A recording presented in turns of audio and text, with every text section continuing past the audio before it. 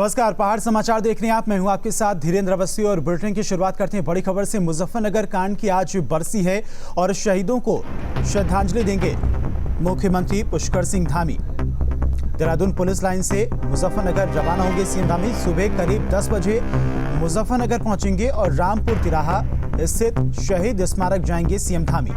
2 अक्टूबर 1994 को आंदोलन हुआ था। मुजफ्फरनगर के रामपुर तिराहे पर गोलीकांड हुआ था और हमारे संवाददाता सुरेंद्र हमारे साथ फोन लाइन पर जुड़ गए। सुरेंद्र, आज मुख्यमंत्री पुष्कर सिंह धामी देहरादून पुलिस लाइन में शहीद स्मारक जाएंगे। 2 अक्टूबर भी है। मुजफ्फरनगर गोलीकांड में जो सैनिक शहीद हुए थे, पहले तो उनको श्रद्धांजलि देंगे और बापू की जयंती भी आज है। देखिए, बिल्कुल आज मुख्यमंत्री मुजफ्फरनगर पहुंचेंगे। उत्तराखंड राज्य निर्माण के लिए जो आंदोलनकारी शहीद हुए, जो उत्तराखंड के लोगों का सपना था कि पहाड़ का एक राज्य होगा, पहाड़ की अपनी राजधानी होगी, उसको साकार करने में आंदोलन में जो लोग शहीद हुए थे उनको श्रद्धांजलि देने के लिए वो मुजफ्फरनगर के रामपुर तिराहा में पहुंचेंगे और वहां शहीद स्मारक पे वो उनको श्रद्धांजलि देंगे। 27 साल हो चुके हैं। 2 अक्टूबर 1994 को जब गोलीकांड हुआ था तो उसमें 7 लोगों की उस वक्त मौत हो गई थी, वो शहीद हुए थे। महिलाओं के साथ दुराचार हुआ था। तो तमाम वो घटनाएं जो उत्तराखंड के इतिहास में एक काले पन्ने की तरह है और इसलिए उन शहीदों को याद करना भी हमेशा सरकारों के लिए जरूरी रहा है।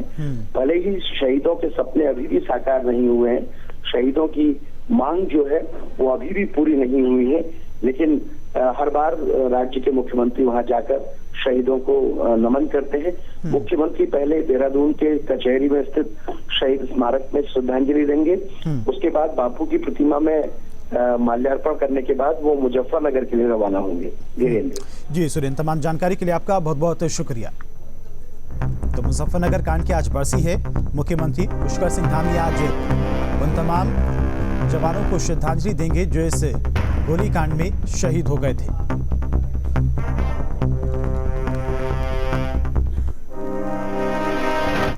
और उत्तराखंड सीएम पुष्कर धामी उधम सिंह नगर के दौरे पर रहेंगे। जिला मुख्यालय रुद्रपुर में गांधी जयंती पर होने वाले कार्यक्रम में सीएम धामी शिरकत करेंगे और इस दौरान सीएम सबसे ऊंचे तिरंगे का उद्घाटन भी करेंगे। बता दें कि गांधी पार्क में 191 फीट ऊंचा तिरंगा लहराया गया है। सीएम धामी दोपहर करीब 1 बजे गांधी मैदान पहुंचेंगे और इस दौरान जनता को भी संबोधित करेंगे। सीएम कई योजनाओं की घोषणा भी कर सकते हैं।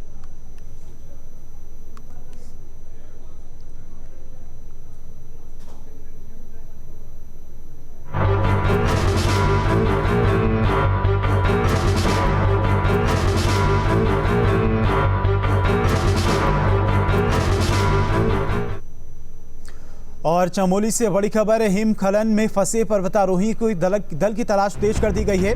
तलाश के लिए सितोल गांव से सेना के जवान रवाना हुए हैं। माउंट त्रिशूल के लिए रवाना हुए सेना के जवान।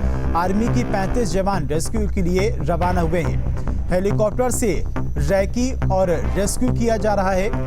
हिमस्खलन के बाद लापता हुए थे पर्वतारोही। तो सेना की तरफ से ऑपरेशन त्रिशूल चलाया जा रहा है, जिसमें लापता हुए लोगों की तलाश के लिए आर्मी के 35 जवान निकल चुके हैं। तो चमोली में हिमस्खलन में फंसे पर्वतारोहियों की दल की तलाश के लिए सेना की तरफ से मिशन त्रिशूल चलाया जा रहा है और माउंट त्रिशूल के लिए सेना के जवान रवाना हुए हैं। आर्मी के 35 जवान इस रेस्क्यू में शामिल हुए हैं और हेलीकॉप्टर से रैकी और रेस्क्यू करेगी सेना। हिमस्खलन के बाद लापता हुए पर्वतारोहियों की तलाश की जा रही है और सेना की तरफ से अब इस ऑपरेशन को और तेज कर दिया गया है। ऑपरेशन त्रिशूल के तहत अब उन तमाम पर्वतारोहियों की तलाश की जा रही है। हमारे संवाददाता नितिन हमारे साथ फोन लाइन पर जुड़ गए ज्यादा जानकारी के साथ में। नितिन, सेना की तरफ से प्लान तैयार कर लिया गया है पर्वतारोहियों की तलाश के लिए ऑपरेशन त्रिशूल। 35 जवान इस ऑपरेशन में शामिल हैं। जी, निश्चित रूप से जो ऑपरेशन त्रिशूल है उसके जो रेस्क्यू है वो शुरू हो चुका था। शुक्रवार से ही लगातार सेना के। ठीक है नितिन, आपको रोकना चाहेंगे सीधे लेके चलते हैं आपको। गांधी जी की पुण्यतिथि पर प्रधानमंत्री मोदी उनको श्रद्धांजलि देने पहुंचे हुए हैं। तो प्रधानमंत्री मोदी 2 अक्टूबर आज गांधी जी की पुण्यतिथि है और हर साल बापू जी को श्रद्धांजलि देने उनके समाधि स्थल पहुंचते हैं। तो महात्मा गांधी की आज 152वीं जयंती है। प्रधानमंत्री मोदी उनके समाधि स्थल पर पहुंचे हैं, उन्हें पुष्प अर्पित करके उन्हें श्रद्धांजलि दी है। पूरे देश भर में आज बापू को याद किया जाएगा, बापू को नमन किया जाएगा। 2 अक्टूबर गांधी जयंती के इस मौके पर पूरे देश भर में बापू को याद किया जाएगा, उन्हें श्रद्धा सुमन अर्पित किए जाएंगे। और ये तस्वीरें प्रधानमंत्री मोदी सबसे पहले बापू को नमन करने उनके समाधि स्थल पर पहुंचे हैं, राजघाट पर उन्हें श्रद्धा सुमन अर्पित किए हैं। तो राजघाट पर तमाम नेता पहुंचे हुए हैं। प्रधानमंत्री मोदी, सोनिया गांधी और तमाम दलों के नेता आज महात्मा गांधी को उनकी पुण्यतिथि पर श्रद्धा सुमन अर्पित करने राजघाट पर पहुंच रहे हैं। और ये तस्वीरें प्रधानमंत्री मोदी की, जिन्होंने सबसे पहले राजघाट पर पहुंचकर महात्मा गांधी को श्रद्धा सुमन अर्पित किए हैं। तो सीएम केजरीवाल, सोनिया गांधी और तमाम नेता, कांग्रेस के, बीजेपी के तमाम नेता राजघाट पर पहुंचकर महात्मा गांधी को श्रद्धा सुमन अर्पित कर रहे हैं। दिल्ली के सीएम केजरीवाल ने भी श्रद्धा सुमन अर्पित किए हैं महात्मा गांधी को। और पूरे देश भर में आज 2 अक्टूबर को गांधी जी को श्रद्धा सुमन अर्पित किया जाता है। और ये ओम बिरला की तस्वीरें हैं जब उन्होंने महात्मा गांधी की समाधि स्थल पर पुष्प अर्पित किए हैं। तो ये सीधी तस्वीरें हैं। इससे पहले प्रधानमंत्री मोदी ने बापू को नमन किया था, अब ओम बिरला उनके समाधि स्थल पर पहुंचे हैं और उन्हें श्रद्धा सुमन अर्पित किए हैं। तो ये राजघाट की तस्वीरें हैं। एक एक करके सभी नेता राजघाट पर पहुंच रहे हैं। सीएम केजरीवाल, ये सोनिया गांधी राजघाट पर पहुंची थी, उन्होंने महात्मा गांधी को श्रद्धा सुमन अर्पित किए थे। प्रधानमंत्री मोदी कुछ देर पहले पहुंचे थे और ये सीएम केजरीवाल की तस्वीरें हैं। उन्होंने राजघाट पर पहुंचकर महात्मा गांधी को पुष्प अर्पित कर श्रद्धा सुमन अर्पित किए हैं। और दूसरी तस्वीर में ओम बिरला दिख रहे हैं, उन्होंने बापू को नमन किया है। तो लगातार जो तमाम नेता हैं, चाहे वो पक्ष को हों विपक्ष को हों, तमाम नेता आज महात्मा गांधी की पुण्यतिथि पर उनके समाधि स्थल पहुंच रहे हैं, श्रद्धा सुमन अर्पित कर रहे हैं। तो तमाम नेताओं का जमावड़ा भी राजघाट पर देखा जा रहा है।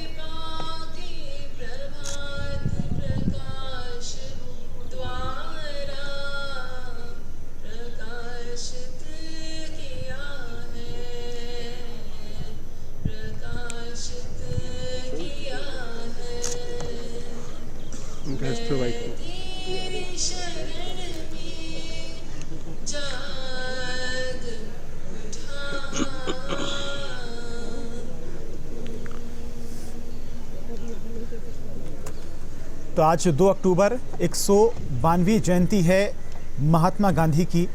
152 साल बीत चुके हैं और आज उनकी पुण्य तिथि है। तमाम नेता राजघाट पर पहुंच रहे हैं उनको श्रद्धा सुमन अर्पित करने के लिए। पूरे देश भर में आज बापू को याद किया जाएगा, उनके योगदान को याद किया जाएगा। और साथ ही साथ कई अभियान भी कई राज्यों में चलाए जाएंगे। जैसे बीजेपी की तरफ से स्वच्छता अभियान की शुरुआत प्रधानमंत्री मोदी ने की थी, तो एक बार फिर से आज बीजेपी की तरफ से स्वच्छता अभियान और पॉलीथीन मुक्त भारत अभियान की शुरुआत की जाएगी। तो अलग अलग तरीके से लोगों की तरफ से महात्मा गांधी की पुण्यतिथि पर उनको श्रद्धांजलि दी जा रही है। ये प्रधानमंत्री मोदी जब राजघाट पर पहुंचे थे उनको श्रद्धा सुमन अर्पित करने, और उनके साथ में कई नेता भी मौजूद थे। ओम बिरला पहुंचे थे, सोनिया गांधी पहुंची थी और सीएम केजरीवाल ने भी महात्मा गांधी की पुण्यतिथि पर उनको श्रद्धा सुमन अर्पित किए हैं। तो देश आज बापू को नमन कर रहा है, उनके योगदान को याद कर रहा है।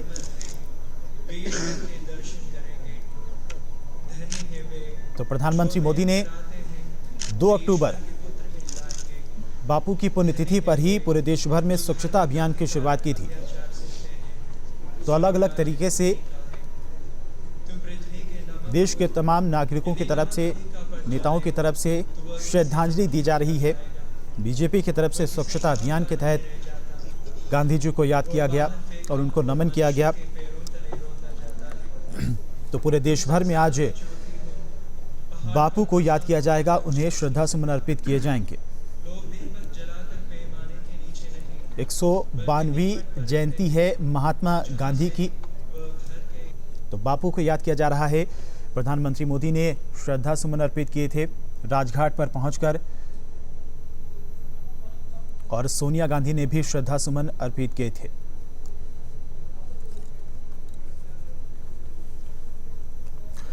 बढ़ते आगे, बर्फ की सुनामी ने एक बार फिर कहर बरपाया है। उत्तराखंड के चमोली में त्रिशूल पर्वत की चढ़ाई कर रही नौसेना की पर्वतारोहियों की टीम इसकी चपेट में आ गई और टीम के 6 लोग लापता हैं, जिनकी तलाश में अभियान चलाया जा रहा है। देखिए रिपोर्ट। दरकती बर्फ जब रफ्तार पकड़ती है तो तबाही मचा देती है।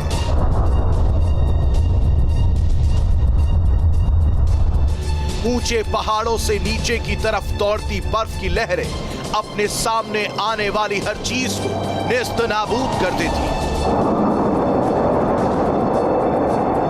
कुछ ऐसे हिमस्खलन से सामना हुआ भारतीय नौसेना के उस पर्वतारोही दल का जो माउंट त्रिशूल की चढ़ाई कर रहा था।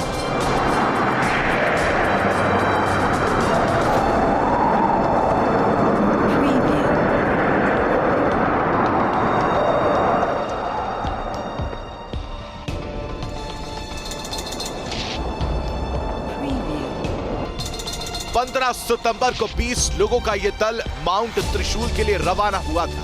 23,360 फीट की ऊंचाई वाले माउंट त्रिशूल का आरोहण आसान नहीं था। चढ़ाई शुरू करने के ठीक 15 दिन बाद यानी शुक्रवार सुबह नेहरू इंस्टीट्यूट ऑफ माउंटेनियरिंग को इस टीम के एवलांच में फंसे होने की खबर मिली। खबर मिलते ही एनआईएम ने सेना और वायुसेना से संपर्क साधा और फौरन शुरू किया गया ऑपरेशन त्रिशूल। जोशीमठ से सेना की 30 सदस्यीय रेस्क्यू टीम को अलग अलग हेलीकॉप्टर से रवाना किया गया। वायुसेना के हेलीकॉप्टर भी मिशन में जुट गए। घटनास्थल के पास से टीम के 14 लोगों को सही सलामत बचा लिया गया, लेकिन 6 लोगों का अब तक कुछ भी पता नहीं चल पाया है। अभी लगभग 6 लोगों को अभी निकाला जाना बाकी है, वो मिल नहीं रहे। बाकी लोगों को अभी निकाला जा चुका है। इसी के साथ साथ चमोली जिला प्रशासन और बागेश्वर के जिला प्रशासन को पूरी तरह से अलर्ट कर दिया गया है कि आगे वो हर स्थिति के लिए तैयार रहे। टीम के जिन 6 लोगों की तलाश की जा रही है उनमें 5 पर्वतारोही और 1 पोर्टर शामिल है। सेना वायुसेना का दस्ता सर्च और रेस्क्यू ऑपरेशन में जुटा है। उम्मीद की जा रही है कि इन सभी को सकुशल बचा लिया जाएगा। देहरादून से सुरेंद्र डसीला के साथ नितिन सेमवाल, न्यूज स्टेट चमोली। गांधी जयंती के अवसर पर 2 अक्टूबर को ग्राम सभा संवाद कार्यक्रम आयोजित किया जाएगा। दरअसल प्रधानमंत्री मोदी ने देश के 5 गांवों को इसके लिए चुना है, जिसमें उत्तराखंड के ग्राम सभा भट्टा क्यारकुली को भी शामिल किया गया है, जिसको लेकर यहां के लोगों में खुशी का माहौल है। दरअसल संवाद कार्यक्रम में प्रधानमंत्री मोदी भट्टा क्यारकुली की ग्राम प्रधान के साथ संवाद करेंगे, जिसको लेकर ग्राम वासियों में खासा उत्साह देखने को मिल रहा है। प्रधानमंत्री के संवाद को सुनने के लिए प्रशासन ने तैयारियां पूरी कर ली हैं। ये गांव आज हमारे पास प्रधानमंत्री जी द्वारा चयन किया गया, ये 5 गांव में है। पूरे देश के जो हमारे 5 गांव हैं उनमें से इसको लिया जा रहा है और ये बहुत गर्व की बात है कि हमारे इस गांव को इंट्रैक्शन के लिए चुना गया है। और केदारधाम जाने वाले यात्रियों के लिए अच्छी खबर है। दरअसल केदारनाथ धाम के लिए शुक्रवार को हेलीकॉप्टर सेवा चालू हो गई है। डीजीसीए के निरीक्षण के बाद 6 हेलीकॉप्टर कंपनियों को उड़ान भरने की अनुमति दी गई है। पहले दिन करीब 80 यात्रियों ने हेलीकॉप्टर से केदारधाम की यात्रा की। हेलीकॉप्टर सर्विसेज शुरू होने से केदार घाटी में रौनक लौट आई है। हेलीपैड के बाहर भी यात्रियों की चहलकदमी शुरू हो गई है। वहीं हेलीकॉप्टर में एक बार में 5 से 6 यात्री सवार हो रहे हैं।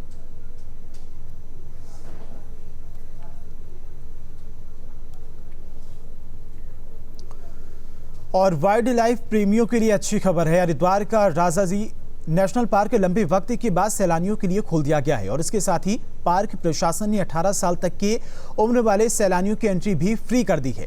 उम्मीद जताई जा रही है कि सैलानी पहले की तरह इस पार्क का रुख करेंगे। देखिए रिपोर्ट। राजाजी नेशनल पार्क के दरवाजे एक बार फिर सैलानियों के स्वागत के लिए तैयार हैं। पूरे विधि विधान के साथ 1 अक्टूबर से पार्क को आम जनता के लिए खोल दिया गया है। यूं तो टाइगर सेंचुरी को हर साल कम से कम 6 महीने बंद रखने का नियम है, लेकिन कोरोना की वजह से राजाजी नेशनल पार्क के दरवाजे करीब 2 साल से सैलानियों के लिए बंद थे। कोविड के कारण हमारा पार्क अधिकांश समय तक बंद रहा, तो इस पर हमारे मुख्यमंत्री पालक महोदय ने सम्यक विचारोपरांत ये आदेश किए कि इसको अक्टूबर से खोल दिया जाए। तो आज उसी कार्यक्रम में हम लोग यहाँ आए थे। घने जंगल में जंगली जानवरों को देखने का रोमांच क्या होता है, ये पार्क खुलने के पहले ही दिन पहुंचे सैलानियों के उत्साह को देखकर समझा जा सकता था। पार्क प्रशासन ने भी सैलानियों का स्वागत फूलमालाओं से कर उनके उत्साह को और बढ़ा दिया। हम लोग ऋषिकेश जा रहे थे और फिर हम रास्ते में हमें जैसे ही पता चला कि यहाँ पे खुला है तो हम लोगों का बड़ा मन करा। वाइल्ड लाइफ उम्मीद है कि काफ़ी कुछ देखने को मिलेगा। पार्क खुलने की खुशी सिर्फ पार्क प्रबंधन और सैलानियों में ही नहीं है, बल्कि आसपास रहने वाले बाशिंदों में भी ये खुशी देखी जा सकती है। उम्मीद की जा रही है कि अब यहाँ के लोगों का रोजगार भी पटरी पर लौट आएगा। हरिद्वार से तुषार गुप्ता के साथ टीम न्यूज स्टेट। और उत्तराखंड के मुख्यमंत्री पुष्कर सिंह धामी ने राज्य में पर्यटन के लिए बड़ी घोषणा की है। अब राज्य में स्थित सभी टाइगर रिजर्व कंजर्वेशन फॉरेस्ट में 18 से कम उम्र वालों को कोई शुल्क नहीं चुकाना होगा। सीएम धामी ने कहा कि इससे परिवार के साथ पर्यटन करने वाले लोगों को भी लाभ मिलेगा और उत्तराखंड में पर्यटन बढ़ेगा। उत्तराखंड के टाइगर रिजर्व, नेशनल पार्क, वन्यजीव अभ्यारण्य, कंजर्वेशन रिजर्व, चिड़ियाघर, नेचर पार्क में 18 साल तक के बच्चों के लिए निःशुल्क प्रवेश दिया जाएगा। भारत के 45 करोड़ से भी अधिक बच्चे इससे लाभान्वित होंगे सीधे। और बाबा केदारनाथ का धाम एक बार फिर जयकारों से गुंजायमान है। हर रोज 800 ई पास जारी किए जाते हैं, जिसके बाद श्रद्धालु बाबा के दर्शन के लिए पहुंचते हैं। 18 सितंबर से अभी तक 9000 से ज्यादा शिव भक्त भोलेनाथ के दर्शन कर चुके हैं। देखिए रिपोर्ट। भक्तों से गुलजार हुई केदार घाटी, जयकारों से गूंजा बाबा का धाम। इन दिनों बाबा केदारनाथ धाम का नजारा देखते ही बन रहा है। कोविड गाइडलाइंस के बीच यात्रा शुरू होते ही देश भर से भोले के भक्तों का पहुंचना जारी है। बाबा केदार के दर्शन कर जहां तीर्थयात्री खुद को धन्य मान रहे हैं, वहीं सरकार की व्यवस्थाओं से भी खासे खुश हैं। कोविड प्रोटोकॉल को सब फॉलो किया जा रहा है। जो भी सरकार की गाइडलाइन है वो सब फॉलो करते हुए हम लोग यहाँ पर पहुँचे हैं।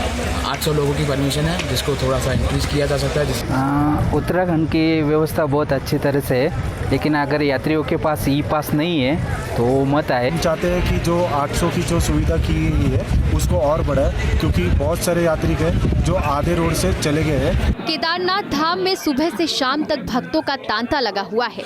भक्तों की सुविधाओं के साथ साथ कोविड गाइडलाइंस का भी खासा ध्यान रखा जा रहा है।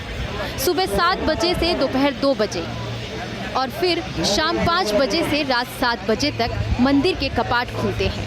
वहीं रात 8 बजे केदारनाथ धाम में भव्य आरती होती है, जिसके बाद धाम के कपाट अगले दिन तक के लिए बंद हो जाते हैं। भगवान केदारनाथ जी का जो श्रद्धालु जो दर्शन के लिए आ रहे हैं, अपना पूरा कोविड का पालन करते हुए स्थान पर पहुंच रहे हैं। भगवान केदारनाथ जी का प्रातःकाल पूजा जो बाल भोग लगता है वो समय कोई नहीं रहता है। उसके बाद 7 बजे से ही श्रद्धालुओं के लिए कपाट खुली जाता है। बहुत सारे श्रद्धालु आके भगवान केदारनाथ जी का दर्शन कर रहे हैं। ये बाबा केदारनाथ जी का 12 ज्योतिर्लिंग में 11वां ज्योतिर्लिंग बाबा केदारनाथ जी है। हिमालय तट पर बाबा केदारनाथ जी विराजमान है। भगवान केदारनाथ जी का जो दर्शन करता है, 7 जन्म का पाप निवारण होकर उनको मोक्ष प्राप्त हो जाता है। नैनीताल हाई कोर्ट के फैसले के बाद 4 धाम के कपाट फिर से खुलने से जहां भक्त अपने आराध्य के दर्शन पूजन कर पा रहे हैं, वहीं यात्रा शुरू होने से स्थानीय व्यवसायी दुकानदारों को भी लॉकडाउन की मार के बीच कुछ राहत जरूर मिल गई है। रुद्रप्रयाग से रोहित डिमरी के साथ टीम न्यूज स्टेट।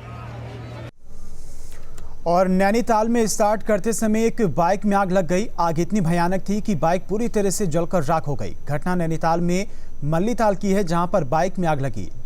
जलती बाइक के ठीक बगल में एक गाड़ी भी खड़ी थी। गनीमत रही कि उसे कुछ नुकसान नहीं हुआ।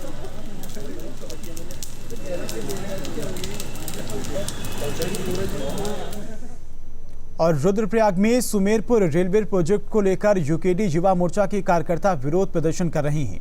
रेलवे प्रोजेक्ट में स्थानीय युवाओं को शामिल करने और उनको रोजगार देने की मांग को यूकेडी कार्यकर्ताओं ने जमकर विरोध प्रदर्शन और नारेबाजी की।